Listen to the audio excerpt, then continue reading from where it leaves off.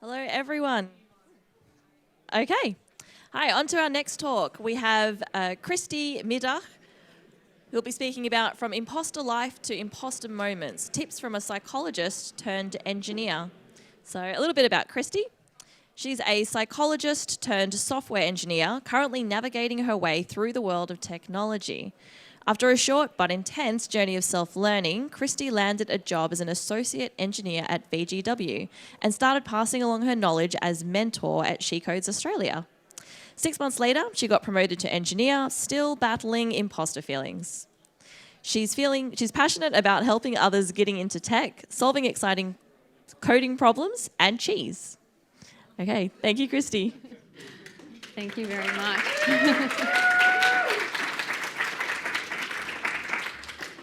Wow, there are quite a few people in this room, and probably also a lot of you who have a lot more experience than me, and can probably deliver way better talks than me.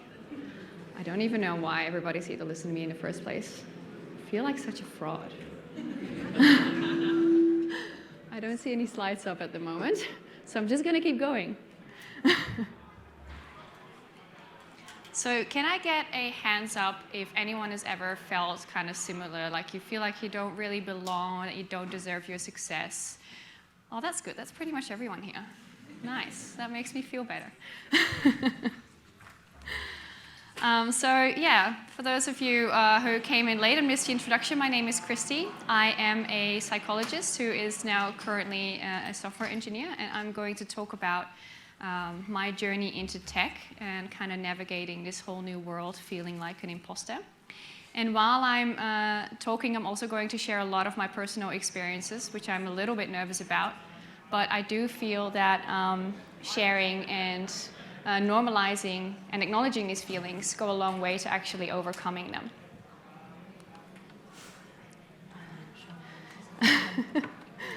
It might be try one of the different outputs. Sorry, a little bit of a technical malfunction here. Your desktop up a moment ago.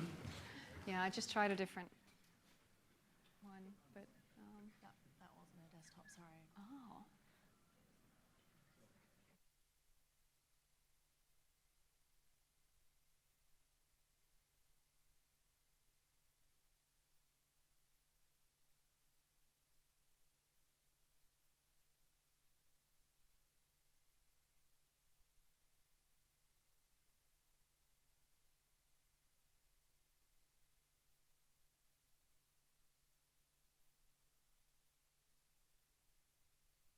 That's looking much better. Cool. So now you missed my really cool gif of putting a hand up, but that's all right because everybody else put their hand up, so that's cool. So I want to give a big shout out to all the sponsors, because without them, you and I all wouldn't have been here today, and this event wouldn't have been possible. So thank you very much to all of the sponsors. All right. So I'm going to start off with one of my personal stories. When I started joining the tech industry, I felt quite overwhelmed. When my first day, there was a lot of new things to learn. There was new languages to learn, a new code base to navigate, all these new tools that I had to learn about. And it was, quite frankly, a little bit much. And especially also looking at my colleagues who all seem to navigate this really, really well. More often than not, I kind of felt like, do I even belong in this industry? Maybe I shouldn't have done this. So what I felt, and I'm still currently regularly experiencing, is the textbook definition of imposter syndrome. And imposter syndrome can be defined as feelings of self-doubt and personal incompetence that persist despite your education, experience, or accomplishments.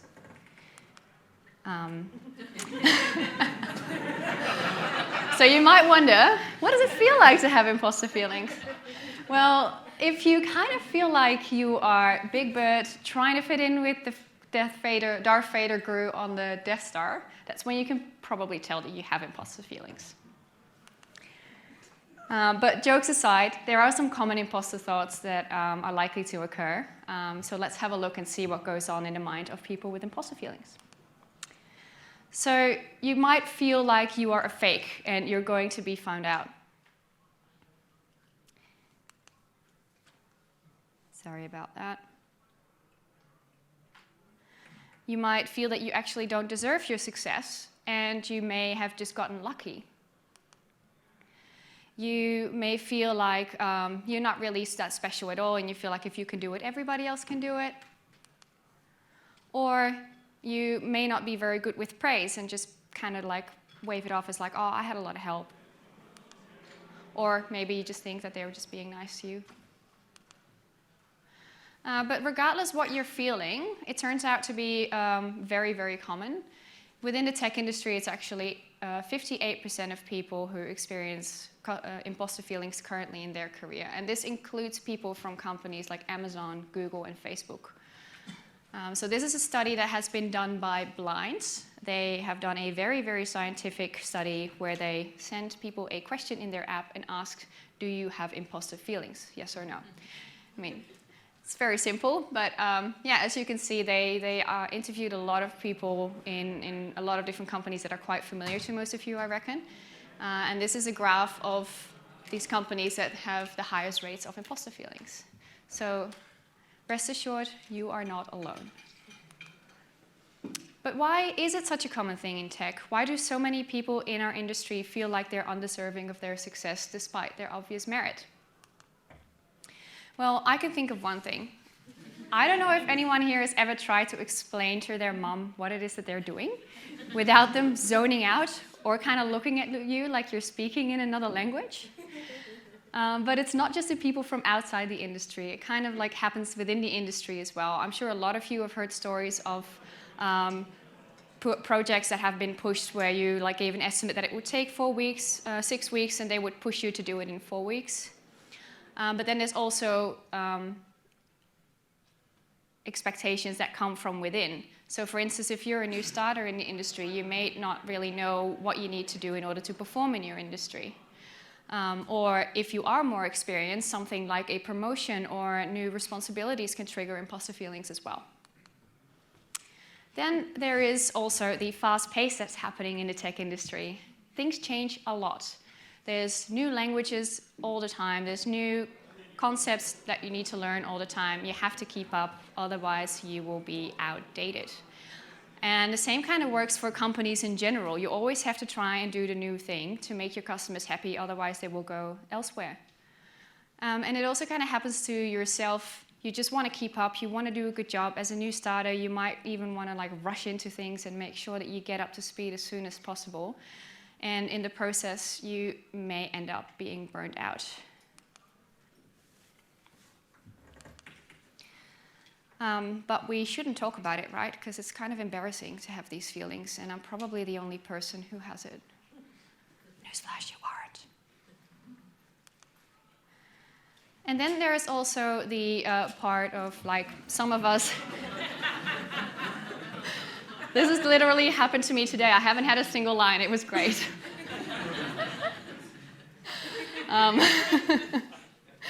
Yeah, so one of the other things that can cause imposter feelings as well is, especially from people from underrepresented groups, is that they don't really have these people that they can look up to. They miss people with empathetic leadership skills, or like just generally people who look like them, who've had success in their workplace. And if things weren't already bad enough in the tech industry, of course, we also have been hit by this thing called COVID. And COVID has kind of made us work in different ways now. We all have kind of a new role, and we have to get ready, like have to be ready to work from home. And some of you may have even been parenting as well while teaching while working from home. So yeah, lots have happened, and lots of things that can actually trigger your imposter feelings.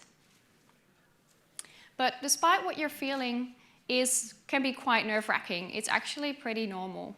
And having a little bit of self-doubt is actually healthy, because it will push you to do better things, to become better, to learn new things. So you shouldn't feel bad about it.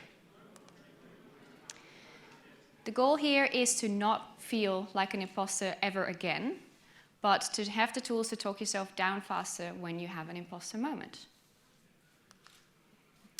So let's go back to those expectations. I'm sure many of you have seen this one. When I got promoted about 6 months ago, I felt like I didn't deserve it at all. I wasn't ready. I still felt like I had so much to learn, and there were so many other associates who were way more prepared for this than me. So yeah, my expectations of where I needed to be were where I thought I had to be versus where I actually had to be were way out of whack. Because if I look at it rationally, I had met all those requirements. Yeah, so, well, sorry, kind of blanking here.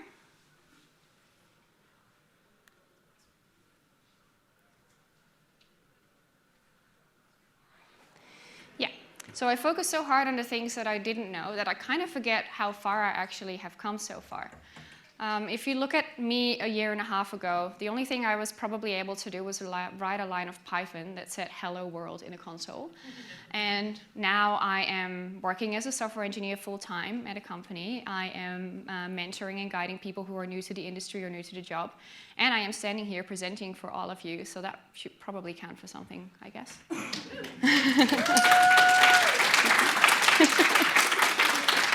You're making me shy. So yeah, appreciate the progress that you have made so far. But if you're really struggling to do that, there's other ways that you can kind of like focus on how far you've come, and that's mentoring others. If you are able to teach a new concept to a person who's like just starting out, that's a really good way to sort of gauge like, oh, I've actually managed to learn this myself quite well, and I'm able to actually teach this to other people. But if you are really, really set on looking forward, please remember that your career is a marathon and not a sprint. If you take a nice steady pace like a marathon runner, you can learn all these new skills and learn all this new knowledge while not really zooming past anything that's important. And part of that is also to do with setting appropriate goals. You want to be able to focus on the core skills, developing core skills, and rather than focusing on trying to learn everything all at once, which I'm sure is a rabbit hole that many of us have fallen into, me included. And also stop comparing yourself to others. This is one that's very easy to fall into as well. You tend to kind of forget that other people may have had like a lot more experience than you. So comparing yourself to someone else who went through a way different journey or has been working in the industry for a few years now doesn't really help. So instead, try and look at them like role models or turn to them for help. So it can really be helpful to share your imposter feelings with others because a lot of them will be able to kind of like acknowledge that they're probably experiencing the same thing from time to time or have experienced it in the past. And having these feelings acknowledged can work quite well, I can tell you from experience. Because I share my feelings with my manager all the time. I can't even count the number of times that I've been in a one-on-one being like, oh, I feel like I'm not progressing fast enough, and like, I need to know more, and I need to learn more, and blah. And he's just always managed to make me feel better. And that's because he has like all of this experience and knowledge of like, yeah, he has experienced the same kind of feelings and he has seen similar things by mentoring others as well. So it's incredibly helpful to have a mentor to help you out with this sort of stuff. But you now might also be wondering, Cristi, weren't you a psychologist? You should probably have some cool tricks up your sleeve, right? I do. Okay, but I want to give a little bit of a disclaimer here, because as a psychologist, we are really good at advising other people and guiding other people, but when it comes to ourselves, those rules all of a sudden don't seem to apply anymore. Which is why I'm still having imposter feelings. But there are specifically 2 exercises that I wanted to share with you all that have been really helpful for myself, but also clients that I have treated in the past with similar issues. And these are exercises that are part of cognitive behavioral therapy, and I won't really do a deep dive into that because I could do a whole different talk about that. But I will give a brief overview of these exercises. And I have added a QR code for you to scan so you can find some worksheets related to them as well, and you can look it up yourself. So the first one is cognitive restructuring. Ooh, everybody's putting up their phone, that's cool. And cognitive restructuring is a way to really get to the root of why you are having this imposter feeling in the first place and how you came to believe them. So you're kind of using this technique called Socratic questioning, where you just challenge the thought that you're having at the moment. You might ask yourself questions like, is this thought based on emotions or facts? Can I think of any facts that actually support this thought that I'm having? Or can I think of any facts that support the fact that it's not true what I'm thinking? And it's those kinds of questions that will help you kind of like get to the bottom of this in a slightly more objective way, which have been quite helpful for me. And the next exercise is called Dysfunctional Thought Record. It's the same QR code, by the way, so you don't have to scan it again if you already have it. Dysfunctional thought record really helps you find out what triggers your imposter thought. It asks you to write down things like the time and date of your thought, what the thought is, how you would rate its intensity and emotions that come with it. But the most important part of this one is that you think of alternative thoughts that could actually be more positive or helpful to replace your negative one. Well, now, so far I have been giving you a lot of tips to handle imposter feelings by yourself, and this is probably a lot of the stuff that you can find online as well. But one of the things that I find is really important here is that leaders can actually have an important role in helping other people with imposter feelings too. And so leaders, why should you help out others with imposter feelings? Because it actually turns out in research that imposter feelings impact the performance of both the individual and the team. It's actually correlated with poor job performance, poor job satisfaction, and burnout. So it's important to learn and to identify imposter feelings in others. I need a little bit of help with this one. So imposter feelings can be quite complex and sometimes not even that obvious. Your team member may seem fatigued or disinterested or maybe just completely the opposite and really on top of things and going above and beyond to try and just do the right thing and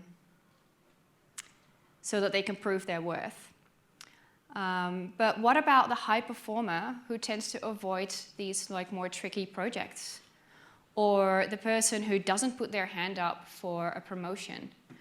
Or the person who seems to be uncomfortable with praise and kind of just waves it off as luck or something that they got a lot of help from other people? Or maybe they just appear really skeptical when you encourage them to do something new.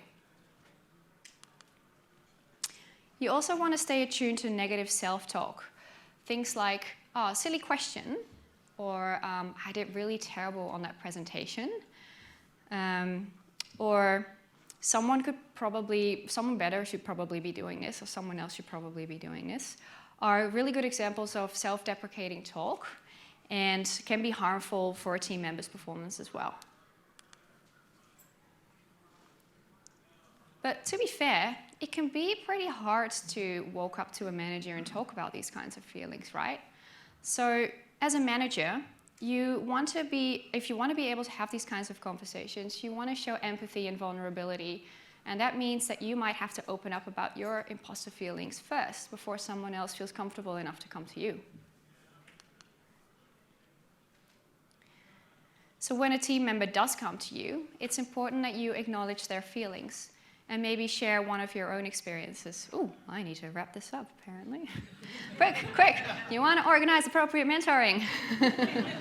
And this doesn't necessarily have to be a senior person. This can be anyone on your team who maybe have slightly more experience than the person who's just joining. You want to get feedback from team members about the work environment. So one thing that my new VP of engineering recently did was just have a chat with all of us and ask questions like, what do I do when you're grumpy? Should I just come up to you, leave you alone, send you a message? How do you like to get praise? Do you like that one-on-one? Is it okay if I share this stuff in a team? Things like that can all go a long way to make a person more comfortable with these sort of situations. And you want to, of course, give praise to and celebrate wins with your entire team in the way that they all feel comfortable with. So, quick recap. Imposter feelings and dealing with them can be quite hard. But if you can acknowledge them, that is the first step towards actually dealing with them. And over time, you'll notice that your moments will be shorter and shorter, and you'll have less and less of them. You can do things like managing all these things that I just previously mentioned. That's what you can do. But I do really wanted to say this before I step off stage and give it to someone else. It is okay to ask for professional help as well. Dealing with imposter syndrome can be hard. And to be honest, I have actually seen a counselor myself to deal with some similar kind of issues, and I found that it's been really, really helpful for me. Well, thank you. Unfortunately, I can't take any questions, but feel free to come up to me after the talk or reach out on LinkedIn. Thank you all so much for listening.